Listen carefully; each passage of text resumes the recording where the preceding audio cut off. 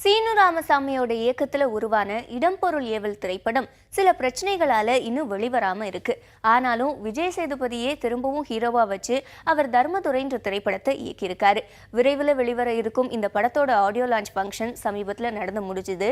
அதுல படக்குழுவினர் படம் பத்தின நிறைய சுவாரஸ்யமான விஷயங்களை எல்லாம் பகிர்ந்துக்கிட்டாங்க. குறிப்பா விஜய் சேதுபதி எமோஷனலா சில விஷயங்களை பேசியிருக்காரு. அதையெல்லாம் ஒரு தொகுப்பா இப்ப பார்க்கலாம். என் வாழ்க்கையில் இது ஒரு டைம் மிஷின் மாதிரி இருந்தது. 2004 ஏப்ரல் மாதம் 2010 ஏப்ரல் மாதம் 4 ஷூட்டு 3 இருக்கேன். எந்த ஊரில் எந்த லொக்கேஷனில் அதே ரூமில் அதே இடத்துல போகும்போது என்னை அப்படியே ஒரு 6 வருஷத்துக்கு பின்னாடி கூப்பிட்டு போயிடுச்சு. இந்த காலம் தனியாக இருந்த அந்த ரூமில் அழகாக இருந்தது. நான் காலைல எழுந்து போகிறது தென்மேற்கு பருவக்காட்டு ஷூட்டுக்காக, தர்மதுரை படத்தோட ஷூட்டுக்காகலாம் தெரில. ஆனால் தென்மேற்கு பருவக்காட்டு ஷூட்டப்போ நான் எப்படி இருந்தேனோ அந்த மனநிலைமைக்கு எனக்கு கொண்டு போச்சு. அந்த மனோரதம் அப்படிங்கிறதுல ஏறி நான் பிரயாணம் பண்ண ஆரம்பித்தேன். அவ்வளோ அழகாக இருந்தது. தர்மன் தான் நான் வச்சுருந்த டைட்டில். தர்மதுரைன்னு டைட்டில் சொன்னதே சுரேஷ் தான். என்னை கூப்பிட்டு தர்மதுரைன்னு டைட்டில் வச்சுக்கிறோம் மாமா, இது 25 வருஷம் அவருக்கு ஆயிடுச்சு சூப்பர் ஸ்டார் ரஜினிகாந்த் அவருக்குன்னு. அப்புறம் நான் யோசித்து பார்த்தேன், தர்மதுரை தர்மன், சரி ஓகே, தர்மம் செஞ்சாலே அவன் துறை தானே, தர்மதுரைன்னு இருக்கட்டும் அப்படின்ட்டு சரின்னு ஒத்துக்கிட்டேன். ஆரம்பித்தோடனே நான் சீனு ராமசாமி சார்கிட்ட கதை கேட்டோடனே அவர் ஆக்சுவலாக சேது சார் தான், சேது ஜெமினி லேபில் இருக்கும்போது அவர் சொன்னார், இப்படி ஒரு ஸ்கிரிப்ட் இருக்குது, இதை கண்டிப்பாக நம்ம சேர்ந்து பண்ணலாம், ரொம்ப நல்லா இருக்குது அப்படின்னு சொல்லி சொன்னாப்புல. ரொம்ப சந்தோஷமாக இருந்துச்சு. நெக்ஸ்ட் டேயே அந்த தர்மதுரை கதையை கேட்டேன். அப்போ அவர் சீனு சார் சொல்லும் விஷுவலாக அப்படி ஒரு முன்னாடி கண் முன்னாடியே ஒரு கதைக்களம் வந்த மாதிரி இருந்துச்சு எனக்கு. அந்த நம்பிக்கையில் உடனேயே அந்த ஸ்பாட்லேயே ஆரம்பித்தது தான் தர்மதுரை. ஃபர்ஸ்ட்லி நான் சீனு சாருக்கு தான் தேங்க் பண்ணணும். இந்த படத்தில் சார் வேணாம் சார், ரொம்ப ஒரு ½ போர்ஷன் தான் இருக்குது, வேண்டாம் அப்படின்னு சொன்னேன்.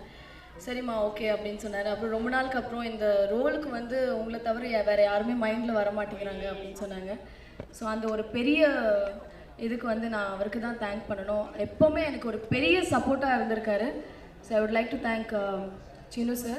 I want to thank Vijay Sethupathi sir. He was a strong pillar of Dharmadurai. On set he was like all the time go man type energy he used to have. And thank you all the cast and crew of Dharmadurai. கிட்டத்தட்ட 9 months 9 மாதம் கழிச்சு என்னோட album last எட்ஷன் வந்தது. அதுக்கு முன்னாடி எப்போவுமே ஒரு வருஷத்தில் கிட்டத்தட்ட ஒரு 10 to 12 மூவிஸ் பண்ணுவேன். அப்படின்னு பார்த்தீங்கன்னா ஒரு மாதத்துக்கு ஒரு படம்.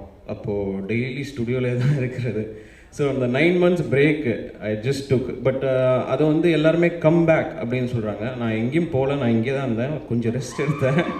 இப்போ அண்மை காலமாக நான் பாட்டெல்லாம் கேட்குறதே கிடையாது. நான் மட்டும் இல்லை, நிறைய பேர் கேட்க மாட்டாங்கன்னு நினைக்கிறேன். ஏன்னா பாடலுங்கிறது வேறு மாதிரி போயிடுச்சு. இது பாருங்கள், என்னோடய கைபேசியில் 5400 பாடல்கள் வச்சுருக்கேன். இதில் 1935 வந்ததுலேருந்து எனக்கு சினிமா பாட்டுனா அவ்வளோ பிடிக்கும். யுவனுடைய பாடல் எப்போ வரும்னு நான் காத்துக்கிட்டுருப்பேன். காரணம், அவங்க அப்பாவை எப்படி ஒரு நுட்பமான இசையோட பிடிப்பாரோ அதே மாதிரி இந்த காலத்துக்கு ஏற்ற மாதிரி செய்திருக்காரு. எனக்கு ரொம்ப பிடிச்சிருந்தது. அப்புறம் பேக்ரவுண்ட் ஸ்கோர், இந்த படத்தோட பேக்ரவுண்ட் ஸ்கோர் படத்தில் கதை கேட்கும்போது சீனு ராமசாமி என்ன சொன்னாரோ அது அப்படியே விஷுவலில் இருந்தது. நார்மலாக நிறைய படம் பண்ணும்போது அது கொஞ்சம் மாறும், செட்டில் போய் இம்ப்ரோவைசேஷன்ஸ் இருக்கலாம், அப்படி இல்லை, அந்த மாதிரி எதுவுமே இல்லை. கதை என்ன சொன்னாரோ அது அப்படியே விஷுவல் அப்படியே இருக்குது. தர்மதுரைன்ற கதாபாத்திரத்துக்கு ஏற்ற மாதிரி சந்திக்கும் போது பார்க்குறவங்கள எல்லாருக்கிட்டையும் இருக்கிற காசுலாம் கொடுத்துட்டே இருப்பான். இந்த கதாபாத்திரம் சின்னதாக அங்கங்கே வடிவமைக்கப்பட்டிருக்கும் அழகாக. மற்றபடி இந்த படத்தோட ஸ்கிரிப்டை பற்றி சொல்லணும்னா, எடுத்தோடனே படத்தோட கிளைமேக்ஸ் தான் ஆரம்பிக்கும். அப்படி தான் இருக்கும். ஃப்ளாஷ்பேக்லாம் அப்படி தான் ஆரம்பிக்கும். அதுக்கப்புறம் தான் கதை என்னென்ன அப்படின்னு போவாங்க. இந்த கதையோட நேரேஷனே கொஞ்சம் வித்தியாசமாக தான் இருக்கும். முன்ன பின்ன மாறி மாறி வரும், ஆனால் சுவாரஸ்யமாக இருக்கும். ஒவ்வொரு இடத்துலையும் ஒரு முடிச்சு போடப்படும், அதை எதிர்பார்த்துட்டே இருப்போம். பட் பெருசாக ட்விஸ்ட் அண்ட் டர்ன்ஸ்லாம் இருக்குது, ஆனால் நமக்கே தெரியாமல் நகர்ந்து போயிட்டே இருக்கும், கதை ஒன்றி போயிருப்போம். ரொம்ப அழகான ஒரு படம். விஜய் சேதுபதியை பற்றி முக்கியமாக சொல்லணும்.